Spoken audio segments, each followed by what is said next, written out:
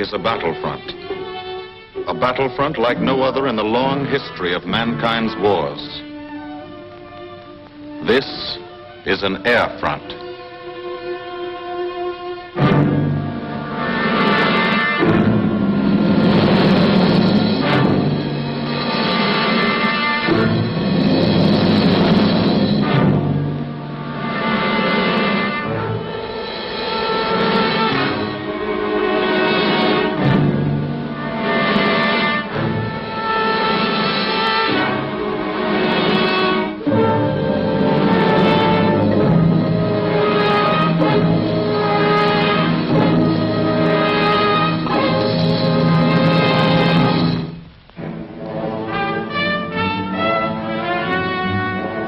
The working day begins, as it will end, with the ground crews, as much a part of the fortress as her wings.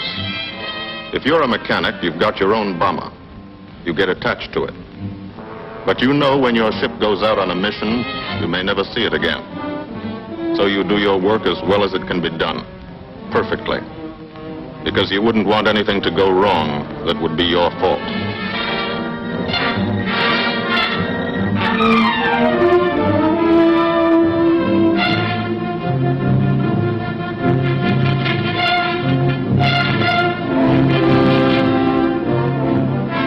Today, the bombs will be taken from these bomb dumps somewhere in England and delivered to specific points in Wilhelmshaven, Germany.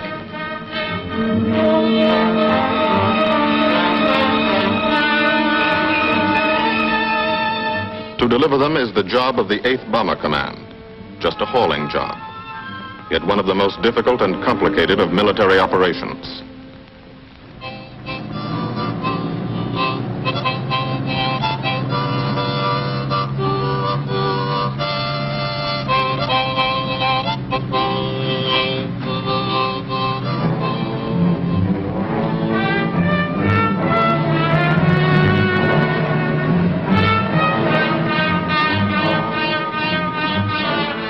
General purpose demolition bombs, impact velocity as high as 750 miles an hour, pierce 5 inches of armor plate, destroy a factory. Briefing at 0800. Pilots, bombardiers, and navigators take their places. The group commander, Colonel Stanley Ray, steps up to the target map, and for the first time you learn where you're going. Sometimes your face turns white when you find out. Sometimes the feeling you won't come back tightens your insides. Not so long ago, you were sitting like this in a college or high school classroom, not listening too hard, perhaps even a little sleepy. But you listen here. And as you listen, you don't have time to think of yourself. Fear fades. You concentrate on the mission. Type of formation, assembly point, 0 hour, route to target, weather, enemy fighters, enemy flak. Route back home. If forced down in enemy territory, destroy equipment. If taken prisoner, give no information. Name, rank, and serial number. That's all.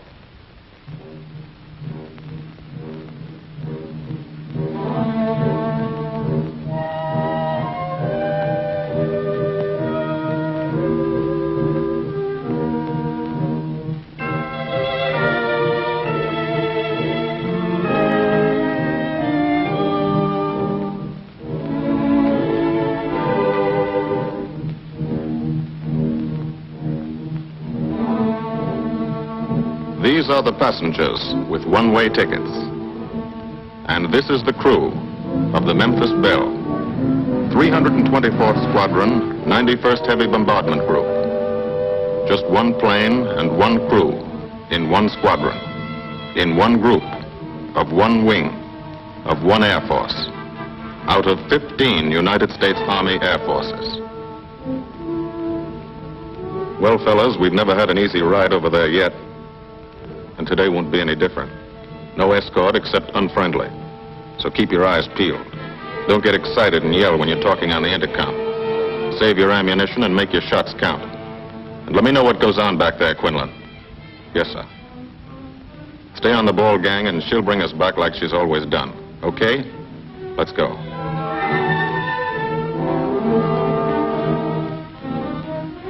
They have completed 24 missions In this, the toughest theater of air war, the big league of sky fighting, their experience is priceless. And so, if the Memphis Belle comes back this afternoon, they will be sent to bring the vital lessons they have learned to thousands of air crew men in training at home. Home is America.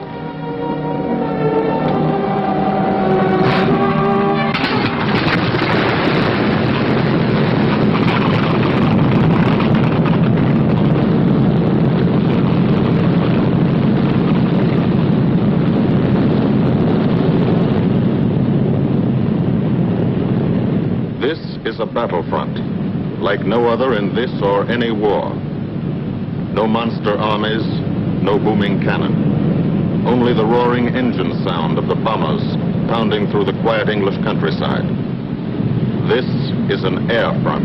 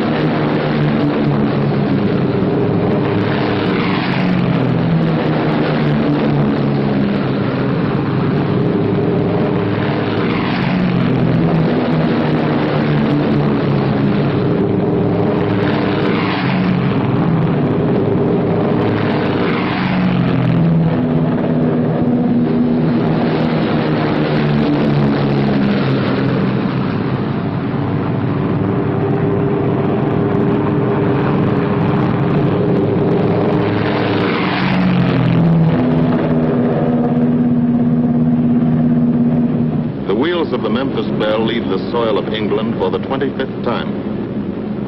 The friendly soil of England, with its ordered farms and rural hamlets, its country estates surrounded by formal gardens and well-kept parks. The England these Americans knew only from the classics they had to read in school. The England of the towns and cities, whose people have defended their island's freedom for over 1,000 years. But today, their countryside has changed.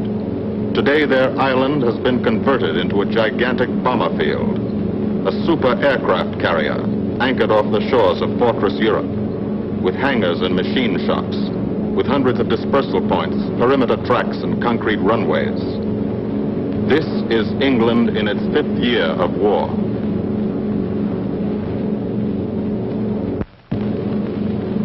And this is the new battlefront. The air front, from which we seek out the enemy.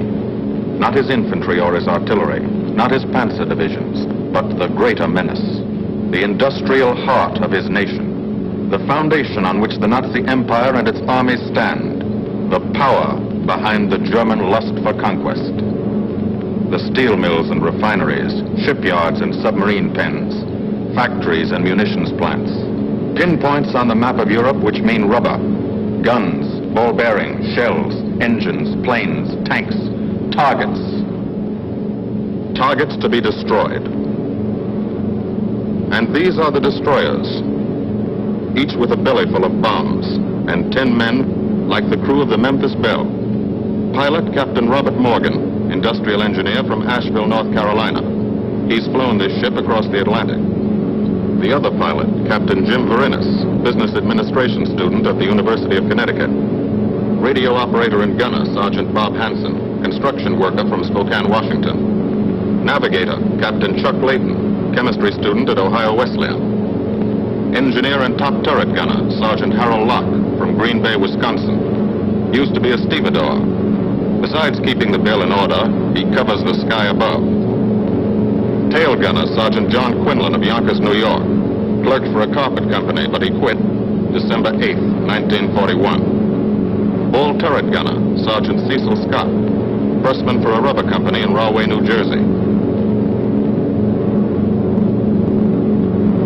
Pilot to crew, 10,000, put on oxygen. They're climbing higher now, 300 feet a minute. The strain on the planes and on the men is mounting. The rest of the crew, Bombardier Captain Vincent Evans, operated a fleet of trucks in Fort Worth, Texas. Waist gunners, on the right, Sergeant Bill Winchell, chemist for a paint company in Chicago. And on the left, Sergeant Tony Nastal, used to repair washing machines in Detroit when he was a kid. Now he's 19 and has 2 Nazi fighters, confirmed.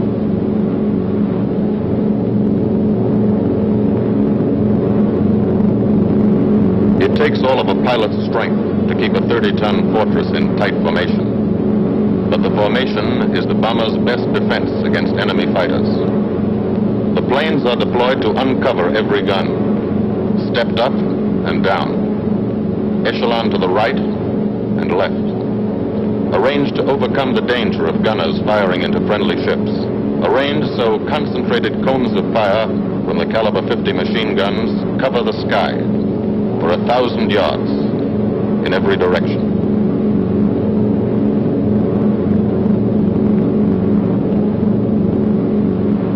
The friendly coast of England slips by below.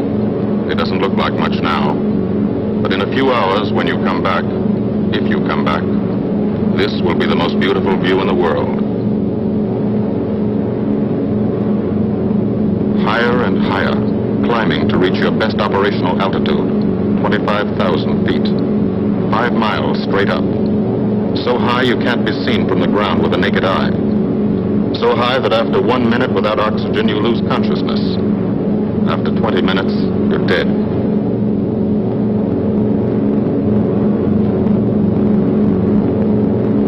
From now to the target, you go about your routine duties, plot your course, check your equipment, and wait. And think. Higher and colder. Temperature, 40 degrees, below zero. Take off your glove and you lose some fingers. You look out at the strange world beyond, reflections in plexiglass, like nothing you ever saw before, outside of a dream.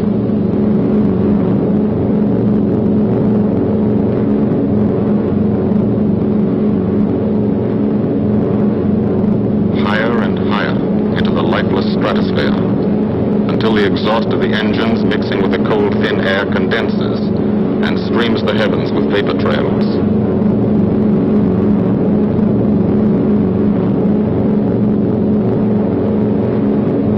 To the men in the ships, they're far from beautiful, for they point like beckoning fingers to the formation, signposts in the sky for the enemy to spot us.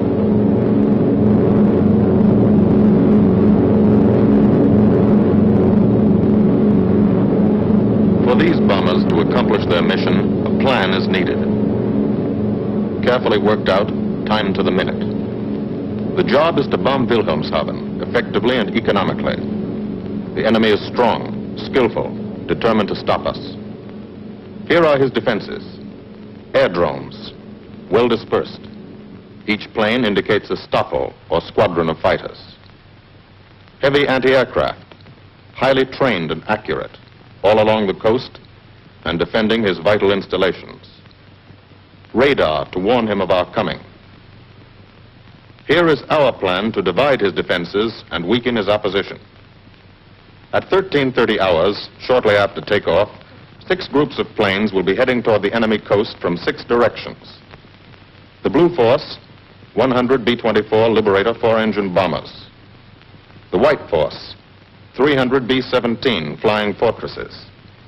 The Green Force, 300 B-17s with an escort of 6 squadrons of P-47 Thunderbolts. A force of B-26 Marauders, twin-engine medium bombers, with 6 squadrons of RAF Spitfires escorting. Almost 1,000 planes and over 8,000 men in the air. The enemy alerts all his aerodromes. But which is our main force?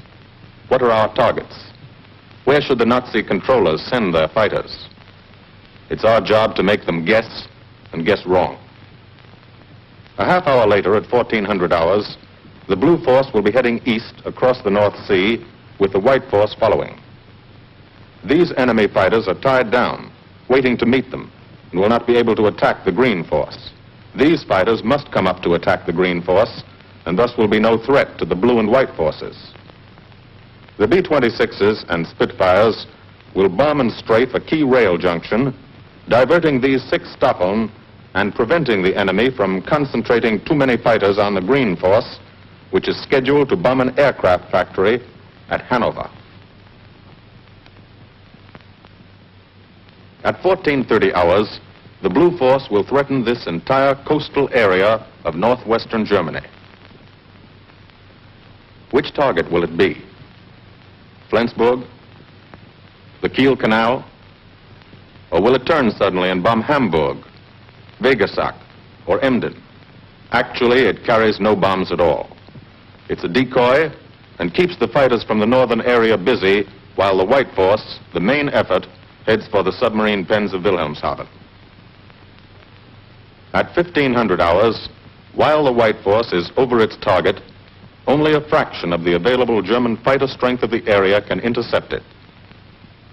Because of the Blue Force diversion and the simultaneous bombing of Hanover by the Green Force. This is the plan of battle for today, drawn up by the Combined Operations Planning Committee and approved by the Commanding General.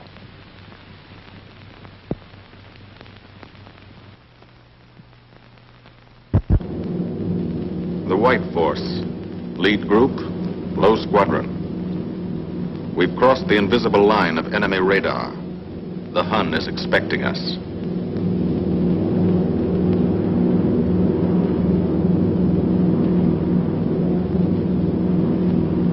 Steel helmets go on. Watchful eyes strain. Tight formations are held tighter still.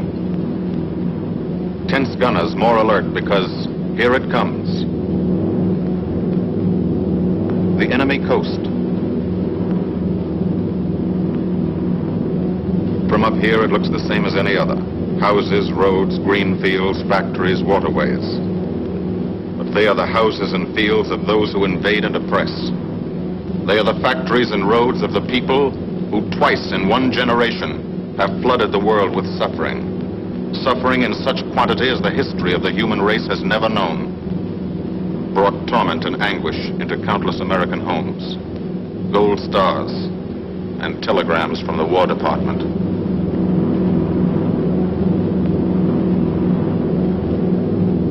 The first plaque, just harmless looking, silent puffs of smoke. Only each puff is a shell exploding, throwing shrapnel around the sky.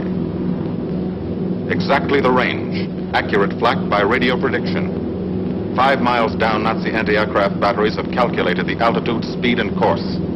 Where will the next one hit? You try not to be there.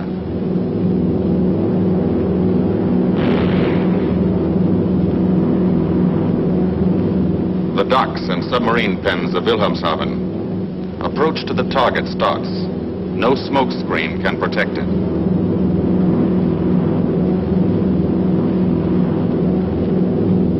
Now the enemy knows the path of your approach and walls that path with a flak barrage, but you fly right through it. Flak so thick you can get out and walk on it.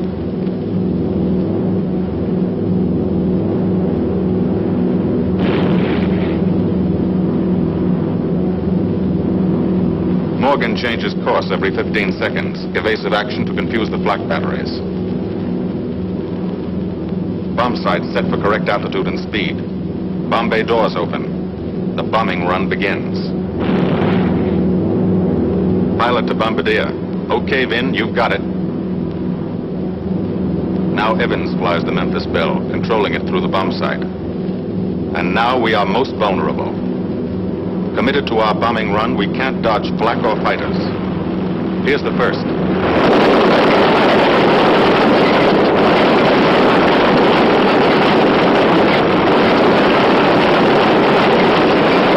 Top turret fires at him. Evans must ignore the battle. Crosshairs lined up on target. Adjustments for wind drift made. 2 more fighters diving from 9 o'clock. Flak now has the range too. They've hit this fort, but he keeps on his bombing run.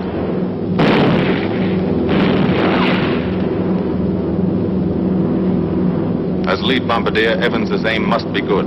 Every other ship in the group will drop its bombs when he drops his. Now one pointer on the bomb site moves toward another stationary pointer. The instant they touch, bombs will release.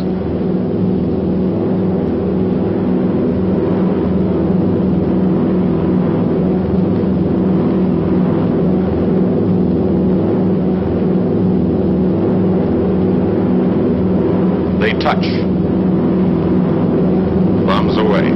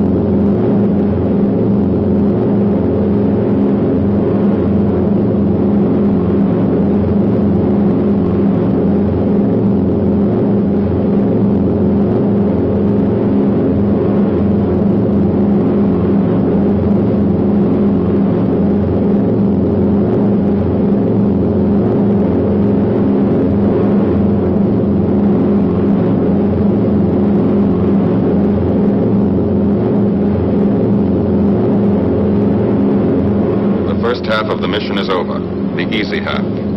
Now to get home.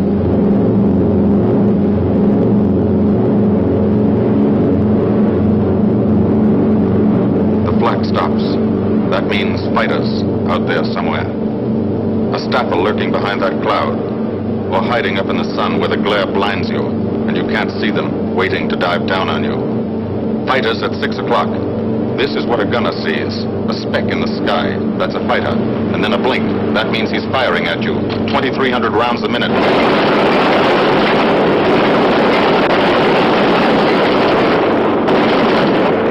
In a running battle, one of the most important instruments is the interphone. There's 4 of them, 1 o'clock high. They're coming around. Watch.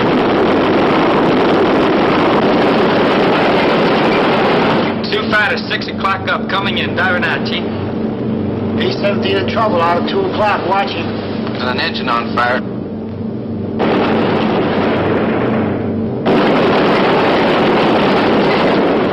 There's 2 more diving through the 94th. 3 planes, 9 o'clock, coming around. Keep your eye on them, boy. Coming around at 10. Watch them, Chuck. Keep your eyes open. Yeah. They're breaking at 11, breaking at 11. I got them. Coming around here, he's at 10 o'clock. I They'll see 'em. do at 2 o'clock. Watch them, Scotty. I got my sights on them. Check that B-17, Chuck, 3 o'clock. Motor smoking. Fighters, 10:30, coming around. Those 10:30 upper or lower?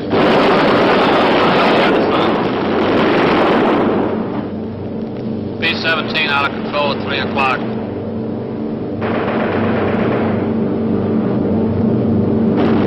Come on, you guys, get out of that plane. Bail out. There's one. He come out of the bomb bay. Yeah, I see him. There's a tail gunner coming out. Watch out for fighters. Keep your eye on them, Bill. See any parachutes, Quinlan? 2 parachutes open. Flag at 9 o'clock. 8 men still in that B-17. Come on, the rest of you guys. Get out of there. Come on, Bill. So far, There's 3 more shoots. flag, 11 o'clock. Fighters, 6 o'clock. ME-109 at 3 o'clock. Keep after him, Mitchell. I see him. I'm on him. Come on, you son of a bitch.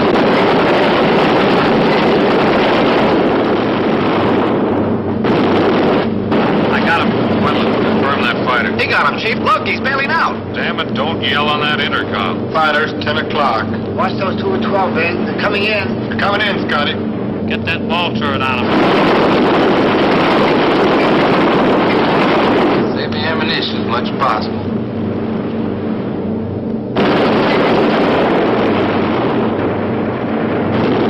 Watch that fighter coming in at 3 o'clock. He's coming in a half roll. Pull her up, Chief. Pull her up. Hurry.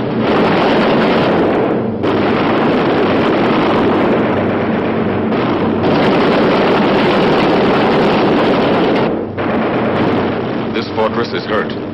Engine on fire, losing airspeed and altitude, drifting into the flak, alone and helpless, a straggler. In a minute, Nazi fighters will swarm in like buzzards for the kill. You can watch, but you can't go down to help. You keep your formation.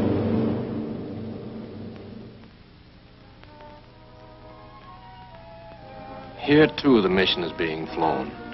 None the less real for being in the minds and hearts of these men behind. Ask anybody who's been to a field in England, or anywhere else our bombers are based, and he'll tell you that there's drama here, too. Waiting to see who's coming back.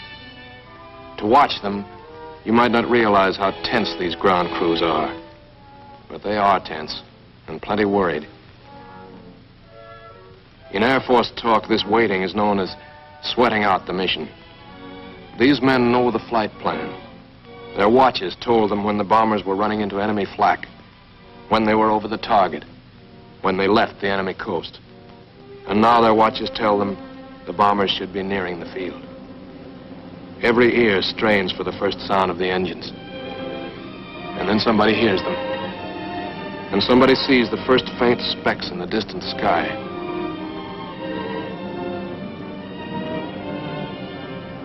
Every face turns to see and count. The watchers try to read the numbers on the ships. These planes have priority to land first. The colored flares mean wounded aboard. In the hospital window, these watching men know what that means. They know what it feels like to lie on a bouncing fortress floor for hundreds of miles through the frozen stratosphere in great pain, with the other men in your crew fighting to keep you alive until they hit the field. The field. Home. It'll be okay then, because there'll be medical care. The best, as soon as the wheels of your plane stop rolling.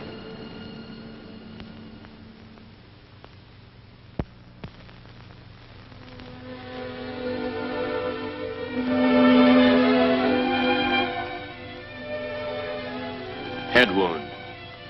Concussion. 20-millimeter cannon shell exploded in his radio compartment.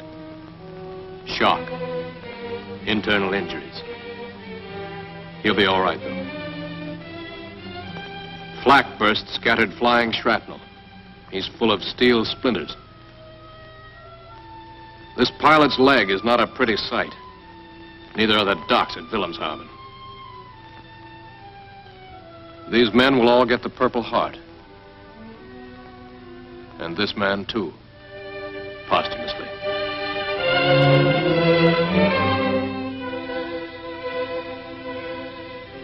A transfusion right in the plane. This gunner's too weak to be moved. The new life-giving blood flowing into his veins might be the blood of a high school girl in Des Moines, a miner in Alabama, a movie star in Hollywood, or it might be your blood. Whosever it is, thanks. 36 planes left this field this morning. Now 6 more arrive. That makes 20 home. And this one's 21. More wounded aboard.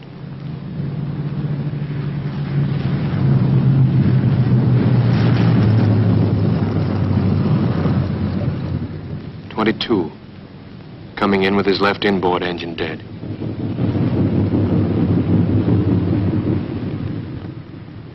.23, with a feathered prop on his left outboard engine. 24, Southern Comfort, with a chunk of tail gone. 25, They flew home on their luck. 26. Not a scratch. The control tower learns that 2 more landed at a British field to the south. 1 a crash landing, crew safe. That makes 28. 29. A rough landing, but her pilot's badly hurt. It's a wonder he brought her back at all. 29 planes back, so far. 29 out of 36. Our losses were heavy, but the enemy's were far heavier. We destroyed a German aircraft factory, a rail junction, submarine pens, docks, and harbor installations. That's specific, known damage. But who can tell the number of German torpedoes that will not be fired, the number of our convoys that will get through now, the soldiers' and seamen's lives that will be saved, or the battles that will be won instead of lost because of what these bombers and airmen did today.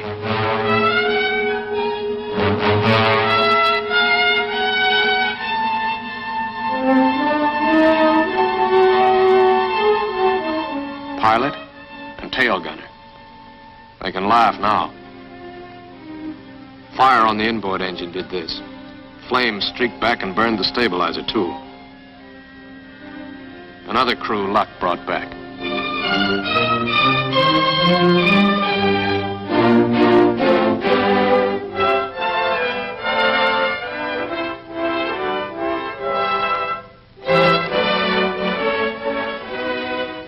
Here's old Belle. A pretty good airplane when it took off. Lost its nose, lost its navigator, bombardier wounded, top turret gunner and pilot hit. Hydraulic system shot out, no brakes, no flaps. But old Belle came back.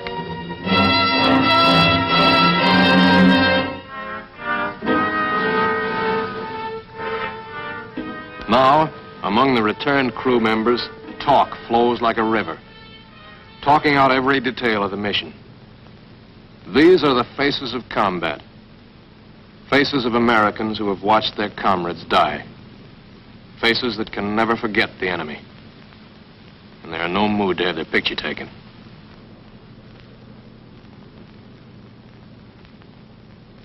In the control tower, Colonel Ray, the group CO, is still watching and waiting.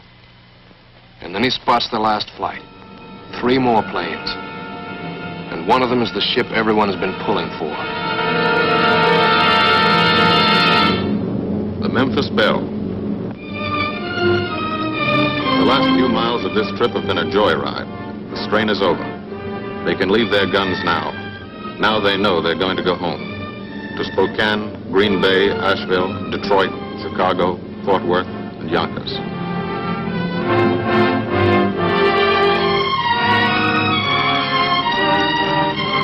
The Belle comes in for her landing. But first Morgan buzzes the field, cuts the grass with the giant fortress. It's against the rules, but this is a special occasion.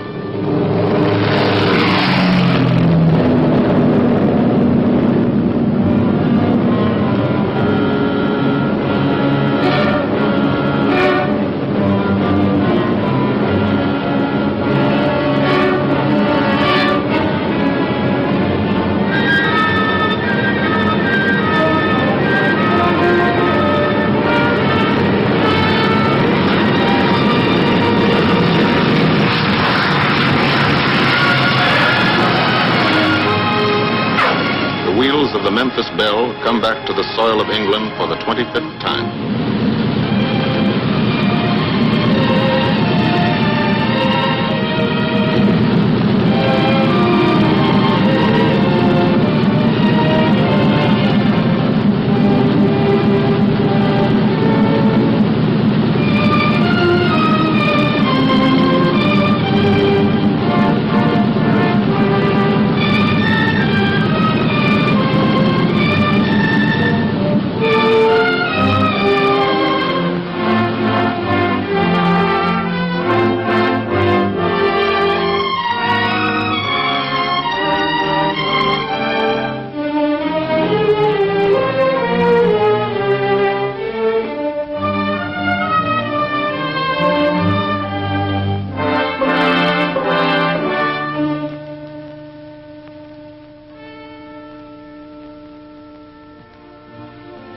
This is a day they will never forget.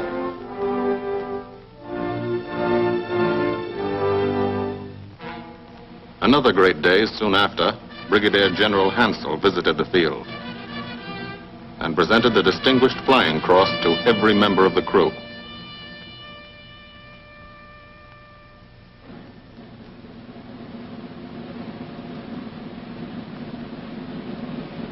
And then there was another day.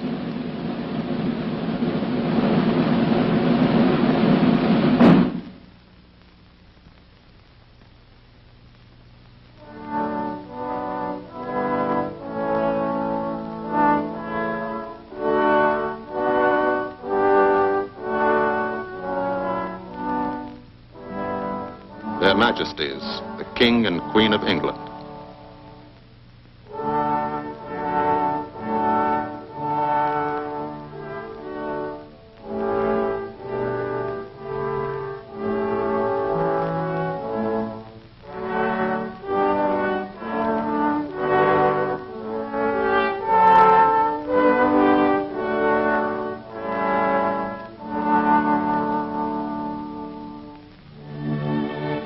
Johnny Quinlan never thought anything like this would happen to him when he left Yonkers.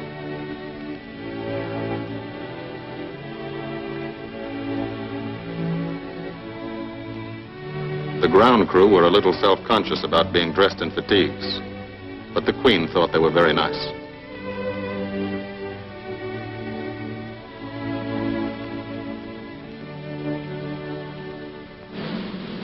Finally, two more visitors came. General Acre, commanding the 8th Air Force, and General Devers, U.S. commander of the European Theater. The Belle crew received them in flying clothes. As General Acre read the order for what he called their 26th and most important mission, return to America to train new crews and to tell the people what we're doing here, to thank them for their help and support, and tell them to keep it up so we can keep it up, so we can bomb the enemy again and again and again until he has had enough. And then we can all come home.